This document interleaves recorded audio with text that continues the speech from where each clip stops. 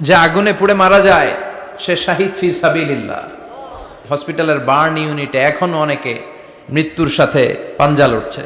কি কঠিন অবস্থা, কি ভয়ঙ্কর অবস্থা। শুনবেন যে এদের মধ্য থেকেও 10-20 জন নাই, যারাই এই দুর্ঘটনায় ইন্তেকাল করলো, আল্লাহ তুমি তাদেরকে মাফ করে দাও, তাদের পরিবার বর্গকে ধৈর্য ধারণ করার তৌফিক দান করো, তাদের সবাইকে শাহিদ হিসেবে তুমি কবুল করো। আমরা আল্লাহর কাছে কামনা করছি এবং দোয়া করছি আল্লাহ যেন তাদের শাহাদাতের সর্বোচ্চ মর্যাদা দান করেন। একটার পর একটা এরকম দুর্ঘটনা ঘটতেই থাকে আমাদের দেশে, আমাদের টনক নড়ে না। এজন্য আমরা যেন সচেতন হই। আর যে ভাইরা বোনরা এই অগ্নিদগ্ধ হয়ে মারা গিয়েছে, বিষ্ণু বলেছেন আল হারিক ওয়াল গারিক। গারিক মানে যে পানিতে ডুবে মারা যায়, সে শাহিদ ফি সাবিলিল্লাহ। যে আগুনে পুড়ে মারা যায় সে শাহিদ ফি সাবিলিল্লাহ। যেই নবীর ব্যাপারে আল্লাহ তথ্য দিলেন ওই নবীর নাম ইব্রাহিম আলাইহিস সালাম। সবাই বলেন কি নাম? চিল্লায় বলেন কি নাম? কত পরীক্ষা যে উনি ওনার জীবনে দিয়েছেন, কত কঠিন রাস্তা যে তিনি পাড়ি দিয়েছেন তার কোনো শেষ নাই। সর্বপ্রথম পরীক্ষা ছিল ইলকাউহু ফিন্নার, অগ্নি পরীক্ষা। কি পরীক্ষা? নমরুদ বলল ইব্রাহিম ঈমান ছেড়ে দাও, তাহলে জানে বেঁচে যাবা, নাইলে আগুনে ফেলবো। সাইয়েদনা ইব্রাহিমের এক কথা, জীবন যাবে কিন্তু ঈমান যাবে না।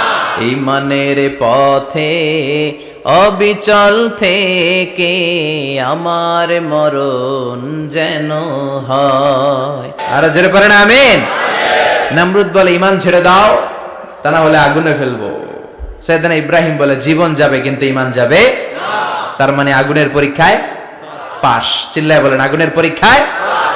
পরীক্ষা নাম্বার 2, একটার পর একটা পরীক্ষা নিতে আল্লাহ শুরু করলেন। আল্লাহ বললেন ইব্রাহিম যাও, কলিজার টুকরা সন্তানকে আর হাজারকে, আমরা ওনারা ডাকি বিবি হাজরা, আমরা কি ডাকি বাংলাদেশে? আসলে নাম কি? হাজার। যাও তোমার স্ত্রী হাজারকে আর ইব্রাহিমকে মক্কার ধুধু প্রান্তরে ফেলে দিয়ে আসো।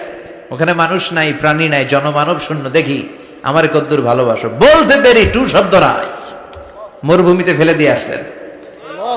তার মানে পরীক্ষা নাম্বার 2তেও, কথা বলেন 2তেও। পরীক্ষা নাম্বার 3, আল্লাহ বললেন ইব্রাহিম দেখি তোমার হৃদয়ে আমার জায়গা কতটুকু।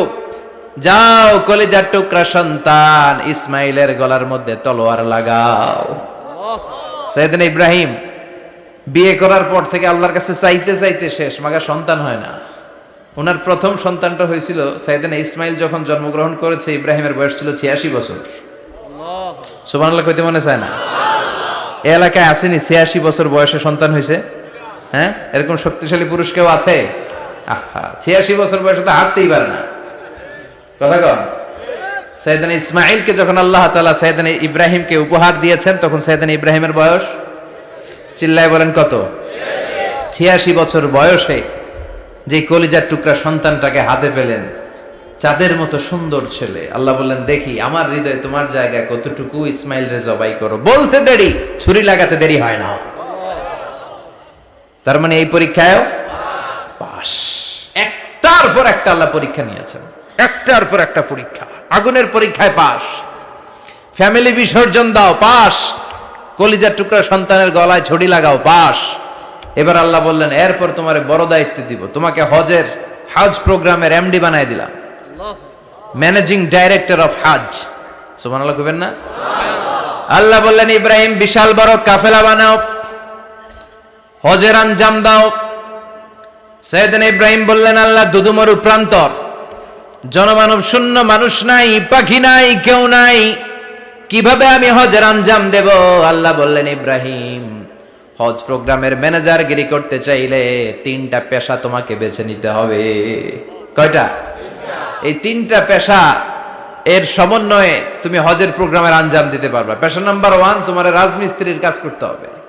পেশা নাম্বার 2 তোমার ঝাড়ুদারগিরির কাজ করতে হবে। পেশা নাম্বার 3 তোমার মুয়াজ্জিনগিরি করতে হবে।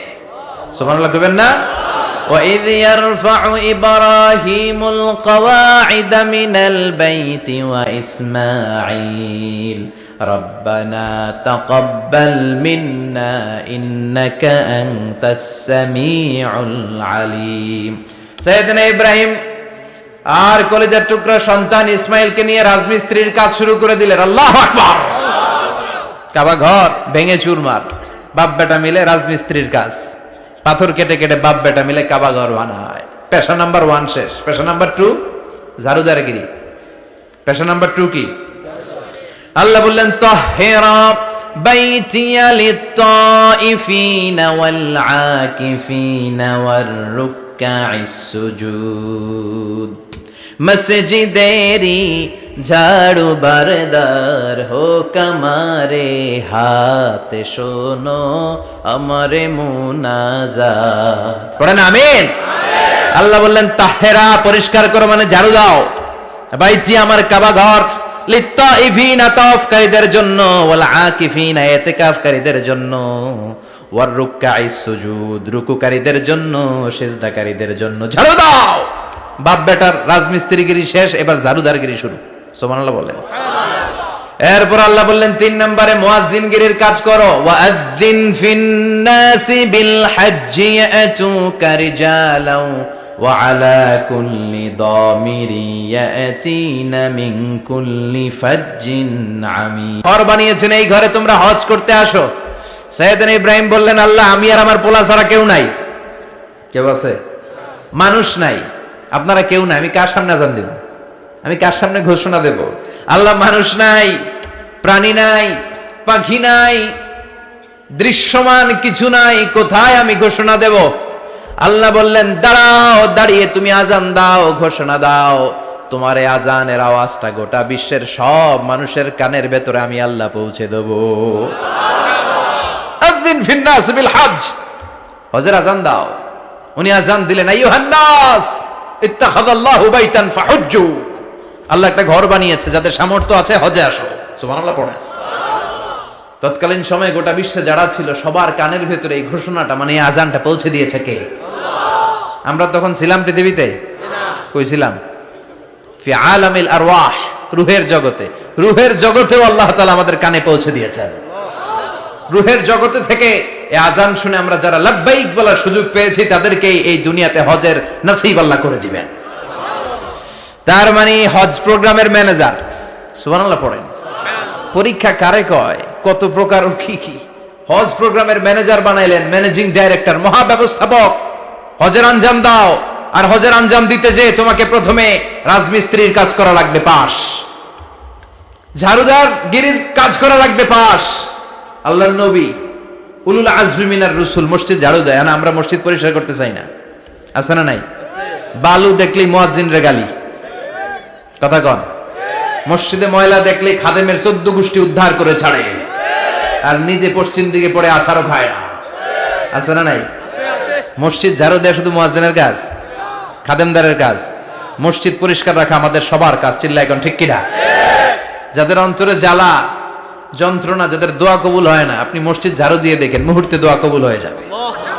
অন্তরের জ্বালা যন্ত্রণা দূর হয়ে যাবে, অন্তরের অহংকার নিমেষে কেটে যাবে। তার মানে আল্লাহ বললেন রাজমিস্ত্রি হও, সেটাও হলেন,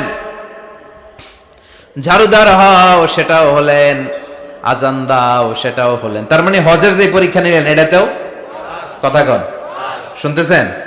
4টা ভয়ঙ্কর পরীক্ষা নিলেন, 4টাতে পাস। পরীক্ষা নাম্বার 5। আল্লাহ বললেন ইব্রাহিম বয়স কত? সাইয়েদনা ইব্রাহিম বললেন 80 বছর। আল্লাহ বললেন নিজ হাতে নিজের সুন্নাতে খাতনা সেরে দাও। সহিহ বুখারীর বর্ণনা, ইখতাতানা সাইয়েদনা ইব্রাহিম আলাইহিস সালাম ওহু ইবনু 80 সানা বিল কাদুম। বুখারীর বর্ণনা 80 বছর বয়সে কুঠার দিয়ে লজ্জাস্থানের সামনের চামড়াটা কেটে নিজ হাতে নিজের সুন্নাতে খাতনা সেরেছেন। এমনি এমনি আল্লাহর প্রিয় হন নাই, এমনি এমনি গোটা বিশ্বের মানুষদের লিডার হন নাই। পরীক্ষার পর পরীক্ষা দিয়ে তিনি আল্লাহর সম্মানের চেয়ারে আসীন হয়েছেন। চিল্লায় বলেন ঠিক কিনা? এজন্য আল্লাহ বললেন ওয়াইয ইবতালা ইব্রাহিমা রাব্বুহু বিকালিমাতিন ফাআতাম্মাহুন্না ক্বালা ইন্নী জাঈলুকা লিন-নাসি ইমামা।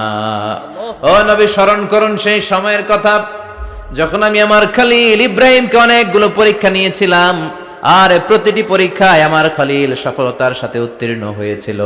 ফলাফল স্বরূপ আমি ইব্রাহিমকে জানিয়ে দিলাম, যাও ইব্রাহিম, গোটা বিশ্বের মানুষের জন্য তোমার নেতা বানাইয়া দিলাম। তিনি আমাদের নেতা, leader of the all human being on earth. পৃথিবীতে যারা আছে সবার নেতা। চিল্লায় এখন ঠিক কিনা? এত বরকতের মানুষ, এত বরকত